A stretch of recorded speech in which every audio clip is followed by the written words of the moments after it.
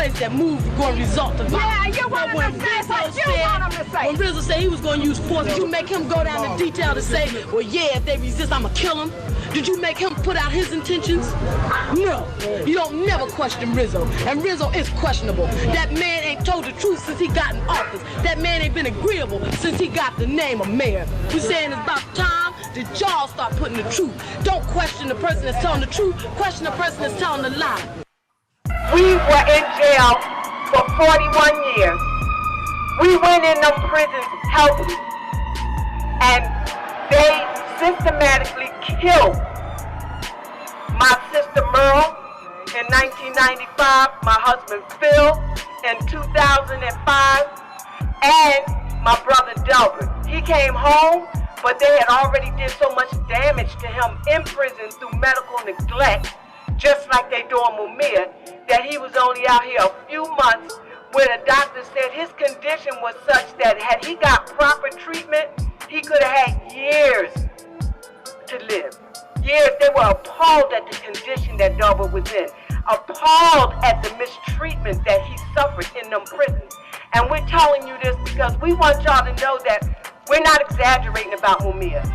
We're not making this up because, you know, I was trained just like everybody else to believe that doctors are good, they're your friends, officials are honest, they will do what's right.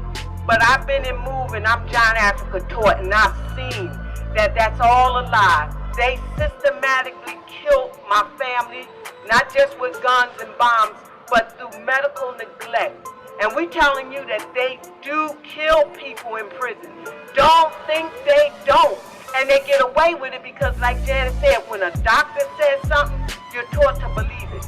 And they even said in prison when my sister Merle and my husband died, that they died under suspicious circumstances. They couldn't kill us with guns on August 8th. They couldn't kill us with that 100-year sentence. So they systematically poisoned our family in those prisons. And they used the medical department to finish it off. And nothing was said about it because you feel like, well, they got sick and they died. And to them, this was the perfect opportunity to kill Mumia. And you can't let them kill Mumia. And see, this is close to our heart, not only because Mumia stood up for MOVE when nobody else would. He was the only journalist in the 70s that would print the truth, no matter what they said. He was the president of the Black Journalists Association. He had his own show on WNPR. He had his own column in the Tribune. He would not stop. He would not lie. His bosses told him to lie, to stop writing about the MOVE situation. And he said, that's my job. They slowly took everything from him. They took his show on NPR. They took his position at the Tribune. They dropped him from the Black Journalists Association. Mumia was relegated to driving a taxi.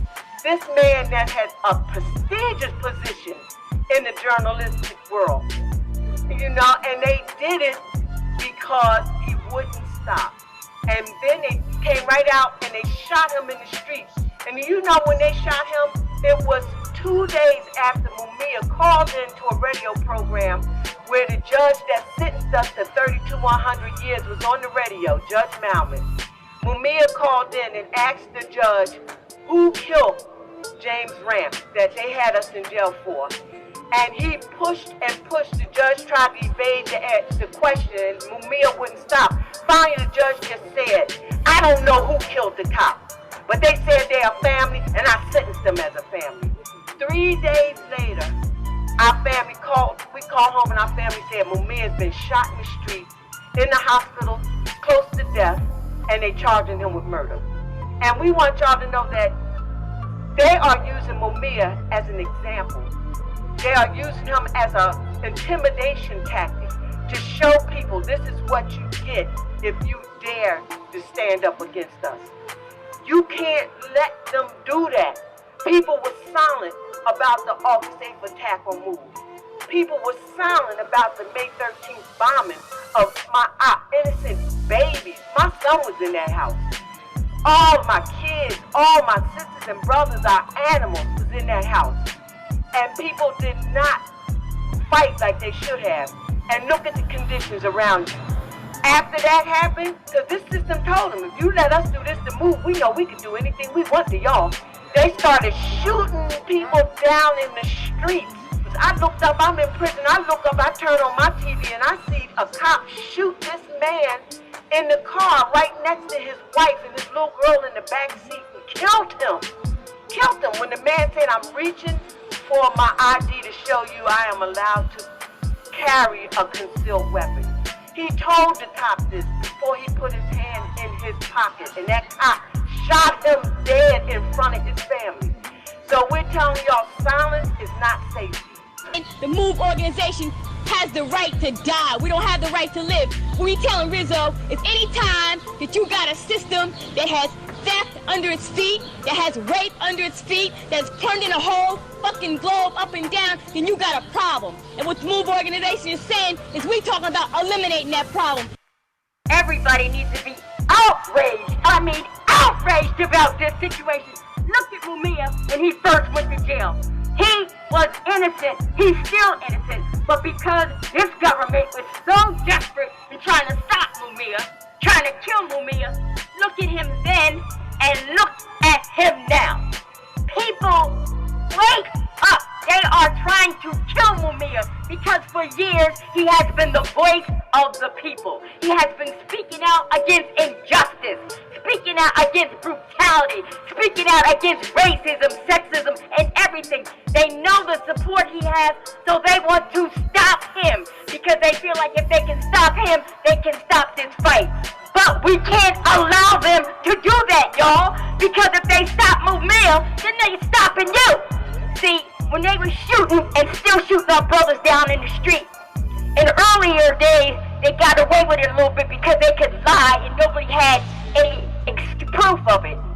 But now you got cameras and you're seeing proof of it, and they still getting away with it. But in them hospitals, when the doctor is there and doing things, you can't see what's going on. So it's nothing but a repeat of them shooting them down in the back, in the street, as if they're shooting them down in the medical department and the prison. But people have got to realize you've got to do something because it don't stop with Mumia. It don't stop with MOVE. We want to point out that, Mumia did call Wadir. She did talk with the doctors, and she's very nervous. And she want to tell people, what happened, and I will be helping her out in case she, you need me to help her out. So introducing Wadir Jamal, who put the call out yesterday morning to say, where is Mumia after 5 days? Wadir, you got it. But everybody, what Wadir was saying was, she was talking first of all about how, this is yet another thing that has happened to Mumia while being in the prison, whether you're talking about hepatitis, whether you're talking about diabetes, whether you're talking about COVID, and now congestive heart failure. These are all things that didn't just happen while he was in prison. These are things that have happened directly because of the treatment he has received while in the prison. It's not incidental or coincidental. She was saying that over the last few weeks, she heard him talk about as he's going for a walk. He began to feel some discomfort, began to feel pain. She was nervous, didn't know what to do. And of course, the prison officials aren't responsive to the needs of anybody who's incarcerated with any kind of urgency. And then the other piece of this, she said, is that it's no coincidence that Mumia is being treated this way, and he's an investigative reporter. She said he doesn't just tell the truth, he goes and finds the truth and then tells it, and that makes him a threat to society, makes him a threat to the state, makes him a threat to the powers that be. And that is why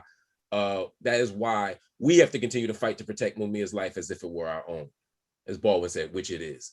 How do we, Pam, what should we do? Right. Let me tell you what. When they took Mumia last Friday, as he was walking, and right into the story, it was an elder he was walking with, and Mumia was like huffing and puffing. The guy walks with a cane; he walks very slow. So what Mumia told him, he said, "Yo, man," he said, "slow down." And the elder turned around and looked at him. He said, "I've had 15, bouts with my heart." And he says, "What I'm telling you to do is when we go around, you immediately tell them to take you to the infirmary." Mumia said, arrogant, okay. He went to try to make another run around, walk around. And that's when it hit him real hard. He did go to the infirmary. At the infirmary, They did an EKG on him. They told him everything was fine. And he left there and things got worse. Then they rushed him to the hospital. When they rushed him to the hospital, he was there. He didn't have a big surgery today. What they did, they examined him and found out that he had 3 arteries and closing. He said 1 out of the 3 was 89 to 99% closed. So what they're going to do is have, in the next few days, he's going to have the surgery done. And Dr. Ricardo Alvarez can explain to people, exactly what that is.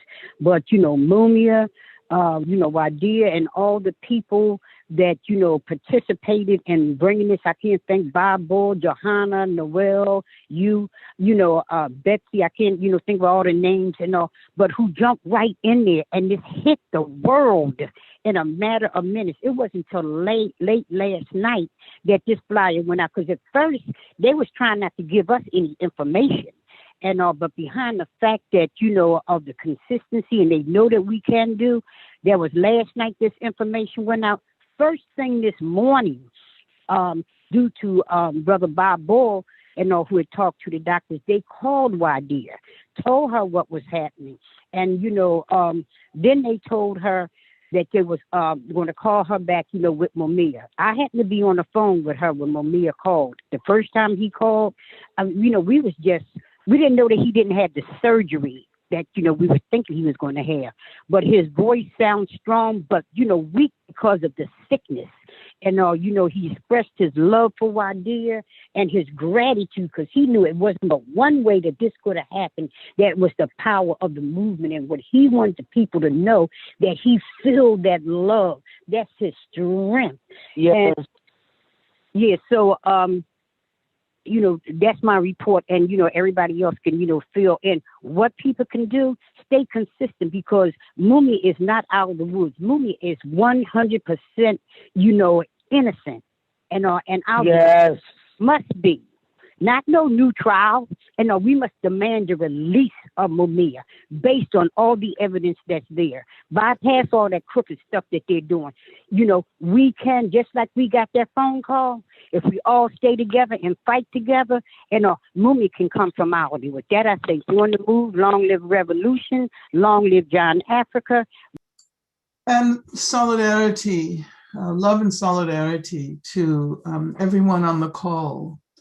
As we know, people all over the world have been developing solidarity actions for Mumia over the last several decades. And they remain incredulous that he has had to spend the last 40 years of his life under conditions that no human being should have to live. And we see in the chat that there are people from Europe, from Africa, from South America, from the Caribbean, and from other parts of the world. We knew at the beginning of this pandemic that prisons were going to be responsible for the rapid spread of COVID-19. And we called for the release of prisoners, especially aging prisoners. And we know that imprisonment speeds up the aging process. This is one of so many reasons why we need to abolish prisons.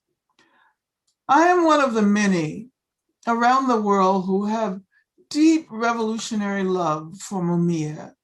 And we know that he needs us now. He needs us to stand with him as he confronts the brutal power of the state, and as he tries to grapple with his medical condition, which has been produced and we know exacerbated by prison authorities.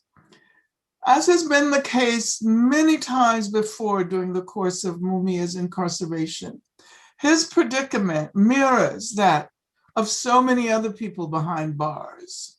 And we know that whenever we win a victory in the course of our struggle for Mumia's freedom, it is a victory for the larger community of women and men, cis and trans, who are in prisons all over the US. For too many years, as a direct consequence of the power and influence of police unions and associations, it has been really hard to build movements for Mumia's freedoms in the US that match the support developed in Europe, for example, because these police organizations have misrepresented him. They have demonized him. They have turned him into a figure deserving scorn and vilification. We all know that Mumia deserves love and support and solidarity. This is a moment when we are witnessing exactly how racism is produced and reproduced within the ranks of police forces across the country. And even though they know they're being closely watched, they simply cannot help engaging in activity that leads to more racism, more repression, more death. Because they are not as all-powerful as they used to be, this is precisely the moment to militantly intervene on Mumia's behalf. Racist violence has to stop. We can call too many names: Tamir Rice, Sandra Bland, Breonna Taylor, George Floyd, and now Dante Wright. And we know that our collective sensibility to the way police forces and prison systems have devoured the lives of our communities, including leaders such as Leonard Peltier, and of course, our beloved brother, Mumia Abu-Jamal. This collective sensitivity has been produced in part by Mumia's always extremely insightful contributions. And as we heard from Pam and his wife, Wadia, Mumia is now in the hospital awaiting heart surgery and will possibly be chained and shackled during the surgery. This is absolutely humane. And now is the time to express our collective rage about his treatment and about the treatment of other aging prisoners. Mumia is about to undergo heart surgery. He should not be handcuffed and shackled to his bed. He should be allowed to freely communicate with his wife, Wadia, and with his longtime comrade and representative, Pam Africa. And so I join those who say, freedom now. We demand the immediate release of Mumia Abu-Jamal. Where does one start? First of all, it goes without saying that Mumia Abu-Jamal is part of a generation of Black radicals who were imprisoned and given draconian sentences for standing up against empire in the 1960s. And their imprisonment is about punishing resistance. And as was said previously, making an example for others to see of what might happen to you if you dare to fight. But what we've learned in the movement to free Mumia, but also in the movement for abolition, is that support work for prisoners is incredibly important. The prison system is about control and the severing of prisoners from community and family and loved ones. And all kinds of terror is daily deployed in American prisons. But as soon as you shine light on that, as soon as people start making calls, ringing the alarm, and exposing the barbarism, the bully backs down. And that is what we must continue to do with Mumia, with other political prisoners, Russell Maroon Shoatz, Sundiata Acoli. And we need to do it now because our political prisoners are aging. I just wanted to give a sense of of what has happened, because we've had a victory. We've had a victory because they are overloaded with phone calls, and they want the phone calls to stop. But now is in fact the moment when the phone calls must begin, because we're not done with freedom yet. The last time we think Mumia called any one of us was Saturday. And yesterday, a number of us who speak to him daily, like 3 of us, got together and said, have you heard from Mumia? No, have you? No, nobody's heard from Mumia. Something is wrong. So what happened? We don't know. Mumia was sequestered, disappeared. Contact with his wife, family, and friends severed. Does that sound familiar to you? The echoes of slavery are in this disaster that we've been through, that Mumia has been through, but also the community that is connected to him.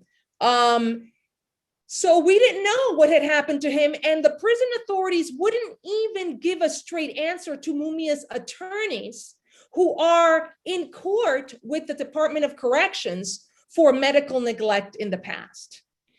And I want you to consider that at a moment when one is ill and pondering questions of mortality, questions of the heart, we want to be with our families, with our friends. You want to call your loved one, your wife. And Mumia was barred from actually reaching out to and calling his loved ones in the run-up to surgery. Think about the barbarism of a system that feels that there is no right of a prisoner that the state must respect. In the 1960s, radicals like the Young Lords, the Puerto Rican counterpart of the Black Panther Party, in the Bronx, occupied a hospital, and they drafted the first known patient Bill of Rights. And that patient Bill of Rights established that the patient is a human being, that there is such a thing as medical racism and discrimination, and that a patient has the right to speak to his advocates, to have his advocates present or her advocates present during a medical transaction. And that is precisely what Mumia and his family and friends were not allowed to partake in, and are not entirely allowed to partake in now, because Mumia's chosen medical doctor, Dr. Alvarez, has not had access to his current doctors and has not been told exactly what is wrong with Mumia and what are the steps to be taken. A question we have is, wasn't Mumia hospitalized just 2 minutes ago, March 28th? 2 minutes ago, Mumia was hospitalized. And if he had blocked arteries and they conducted a battery of tests, shouldn't some of that have been identified?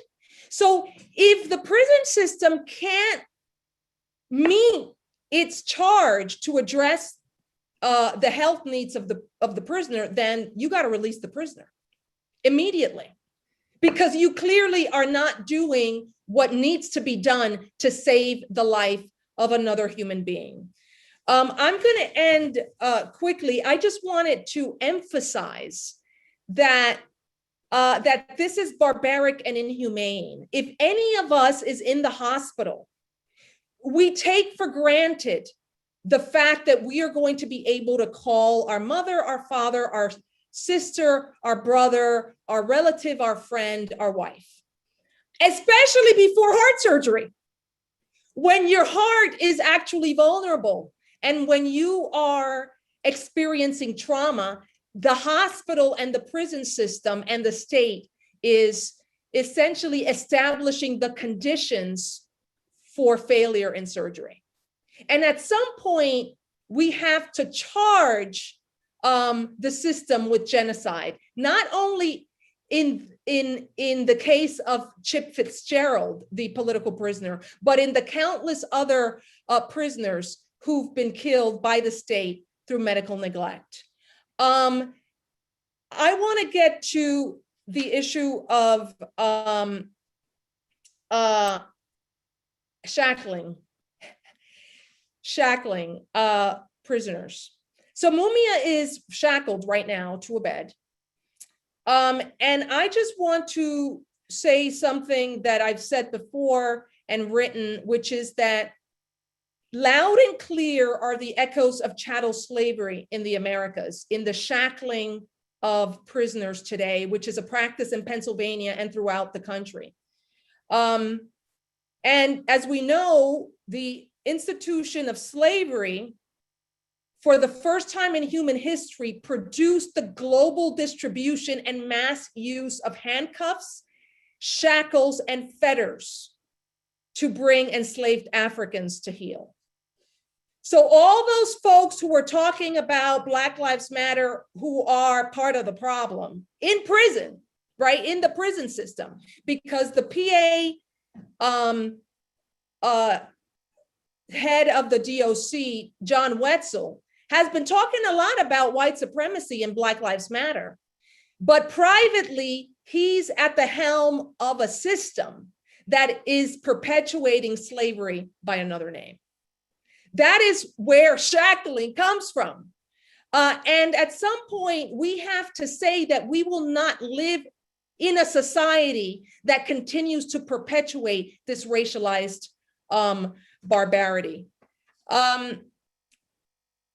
I want to just encourage all of us to continue in this work to free Mumia and all political prisoners, and to end the system of control of the people at the bottom of society, and colonized and racialized people in particular.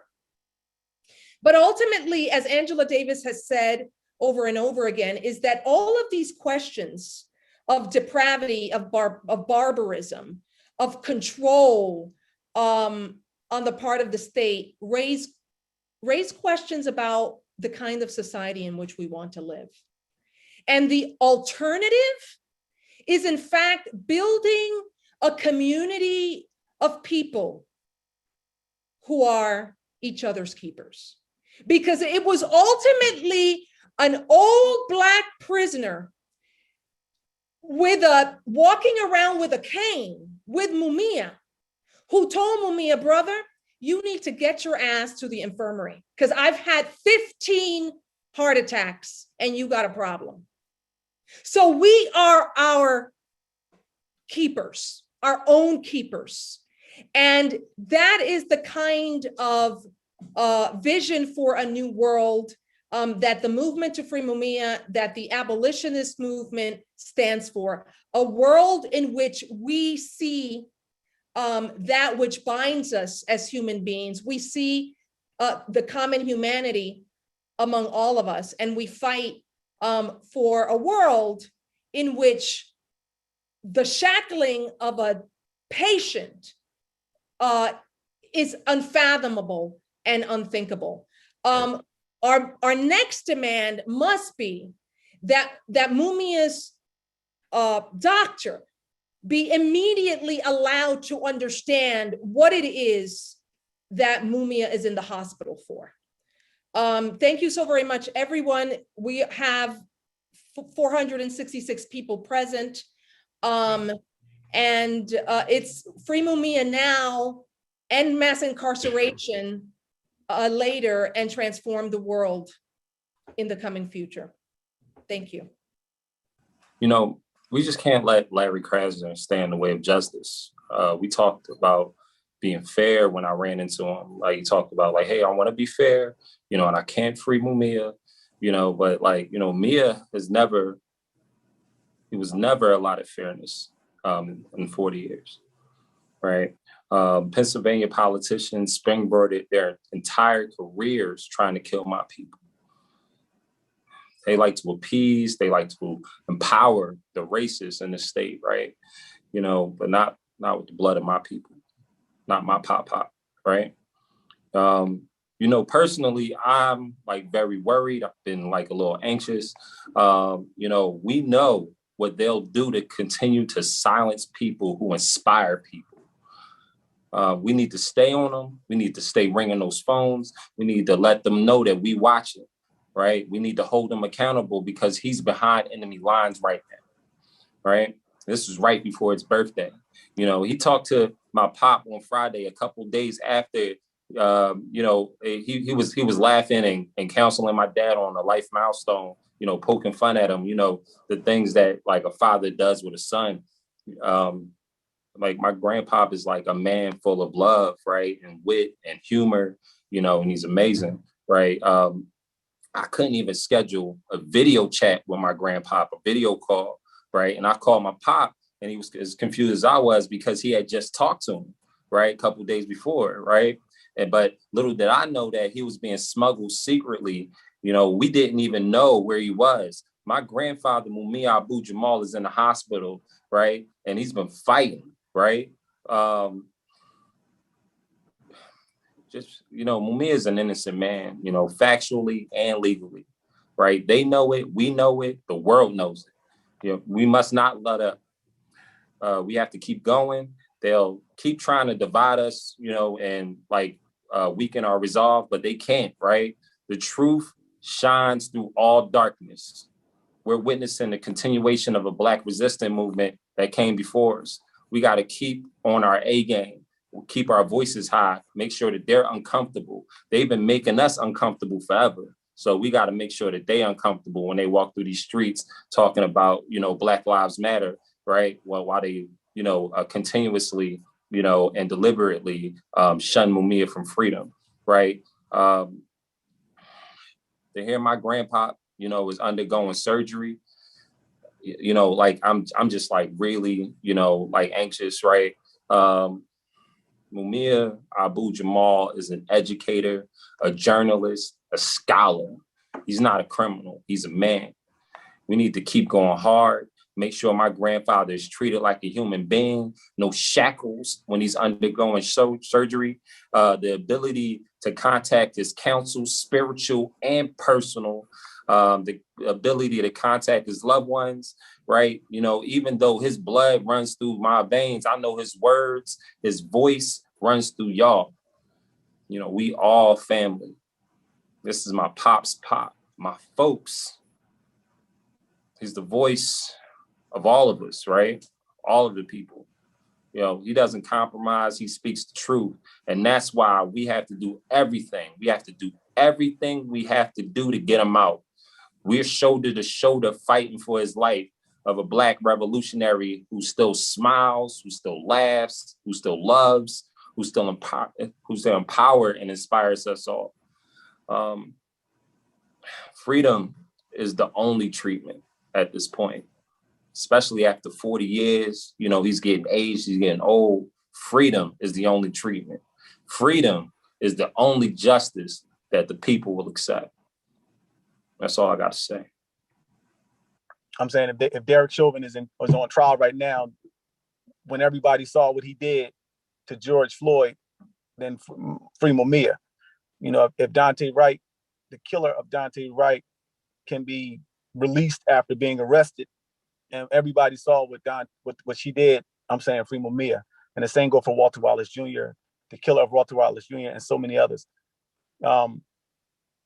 You know, one of the things that Mumia says in his commentaries, and it's going back to probably like 95 or something, he would say, my name is Mumia Abu-Jamal. I'm a husband, a father, a grandfather, you know, connecting who he is and letting everybody in the world know that he's a family man. And what the families go through when their loved ones are locked up is something that I've had to experience my whole life. I know what Jamal Jr. is going through. I know what Jamal is going through. When the movement and I were in prison, Phil Africa was, he had went into this thing, he had passed out in his cell. And Delbert called home to inform us of what was going on. And it took us a while to find out where he was. The prison didn't want to tell us where he was, what hospital they had taken him to. But with our investigations and supporters calling and to try to find out, we found out where he was. And Carlos Africa and I went to the prison, to the prison hospital. And when we got there, Phil was unconscious. He was sedated, and he was shackled to a bed. Both his legs were shackled, and on his wrist, and he only had one hand available to scratch his nose or whatever. And when you see a person in that position and they're defenseless, and there's an armed guard outside, and there's another guard with a shotgun, this is what shackled to a bed is for a prisoner. And Carlos and I, we fought with the hospital to provide comfort for Phil. And we fought with them to give him a phone call to his wife, who was in another prison at Cambridge Springs, 7 hours away. And eventually the prison gave them, and we got calls from people, just like with Mumia, we got calls from people all over the country, and I feel in that situation. And the scary part about this whole situation with, when I reflect on the situation with 2 years later, and we did all that we could do, but it wasn't enough. And when I think about it now, that all the other people are home, and Phil didn't get a chance to come home with his wife and his kids and his family. When I look at Jamal Jr., I fear that for him. And I don't want to think about the worst in this situation, but I can't help but think about the worst in this situation. We are on the move, and we do have, in a lot of ways, we got him on the ropes. We must continue to fight.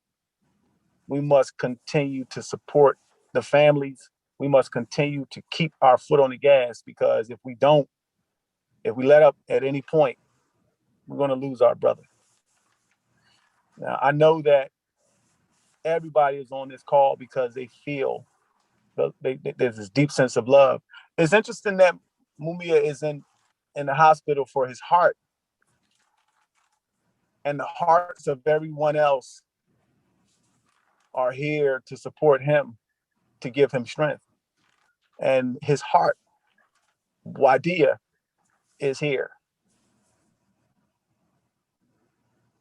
Right?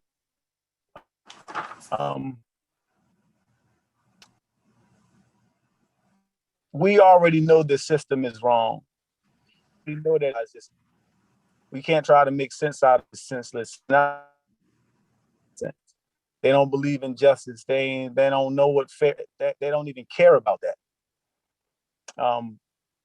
So we have to do what we have to do to provide the protection for our brother, so that he can come home to his family and get the hugs and the kisses and whatever other support that he needs, like we got for the Move 9, like we got for so many others in this last couple of years, and like we intend to do for so many others. That's all I really got to say. I appreciate everybody for being here. I'm happy to be here, and on with the fight to free Mumia. On the move. As a medical provider, it's an honor for me to be a consultant on Mumia's care. And in some ways, this is very much a story about humanity and recognizing his dignity. When we speak about Mumia's dignity, we link to the suffering of others, other political prisoners and others who are in this situation of mass incarceration. And when we examine just one window of that with shackling, and then look more closely at shackling of pregnant women, we learn that there may be a federal law which prohibits shackling of women, but you find that 85% of pregnant women will be in state and counties. And so effectively, we're still allowing the shackling of women at the time that life is coming into earth. And it's symbolic of the larger issue that shackling has been so regularly accepted as standard practice. And it begins to open up a larger window of how we dehumanize the experience of those who are in prison. One aspect of imprisonment that we have to pay particular attention to is the fact that the sentences are so long now that we're having more and more elders in prison. And it's now in some states up to close to 20%.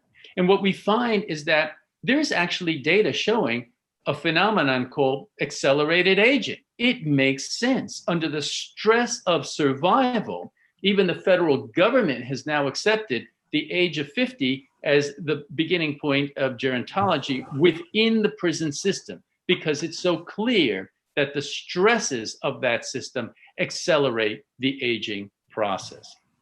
Now, I want to focus a little bit on Mumia. I want to begin by saying that as a consultant to Mumia, we begin by the reality that Mumia has medically documented evidence of harm. There's no question that Mumia suffered from liver cirrhosis as a result of the deliberately holding back of life-saving medications. Now, they did that in violation of what proper societal guidelines are. And as the court case reveals, they actually did that even in their Lex guidelines. They didn't even meet that standard. I also want to say there is documented evidence that Mumia has suffered when he was put into a diabetic coma as a result of neglect of monitoring his sugar and then providing medication, steroids orally and injecting in such a way that it is a known side effect to increase sugars. He also suffers from COVID. COVID in prisons is a whole phenomenon. You can watch Wetzel saying to the state legislators, I need to reduce this population by at least another couple of thousand. Prisons create the conditions for COVID to spread rapidly. And it's an opportunity for us to examine the decarceration of our elders. Mumia reminds us, abolition is the mission.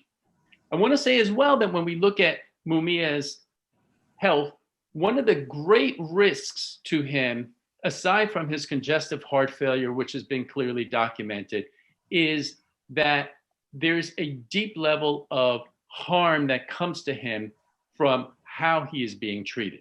Now, let's just examine, you've heard from Johanna and others on how something as basic as the medical right to consult your loved ones and your medical counsel prior to a procedure has been denied to him.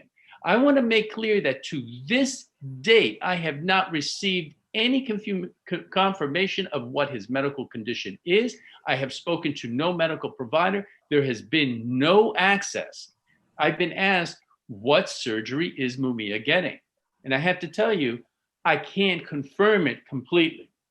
What I suspect is that he will have a open heart surgery, which will be what's called a bypass graft.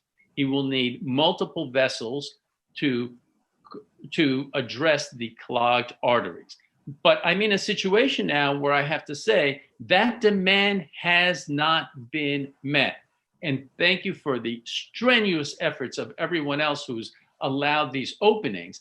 But what we're observing is really a degradation of what is a basic right of someone to seek counsel regarding his healthcare or her healthcare.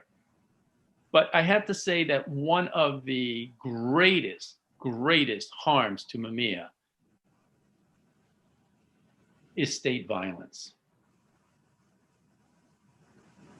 Mumia's survival is really a testament to his strength. There is medically documented evidence that Mumia was brutally beaten the night of his arrest. And there's medically documented evidence that there was perjured testimony of his confession, his supposed confession. This is medical documentation.